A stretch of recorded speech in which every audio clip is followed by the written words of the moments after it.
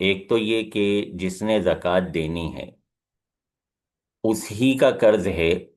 کسی غریب شخص پر جس کو زکوٰۃ دی جا سکتی ہے، جو فقیر شرعی کی تعریف پر صادق آتا ہے،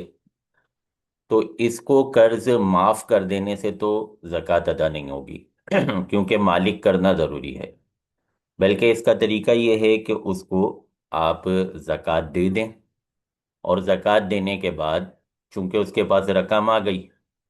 رقم نہیں تھی اس لیے وہ قرض ادا نہیں کر پا رہا تھا، اب آپ نے دی، آپ کو پتہ ہے میں نے دی ہے، اس کے پاس رقم آ چکی ہے، تو اب یہ آپ کی زکوٰۃ ادا ہو گئی جب آپ نے دی، اور جب اس کے پاس آ گئی تو اب آپ اس سے اپنے قرضے میں اس رقم کو وصول کر لیں۔ صرف معاف کر دیں گے تو اس سے زکوٰۃ ادا نہیں ہوگی،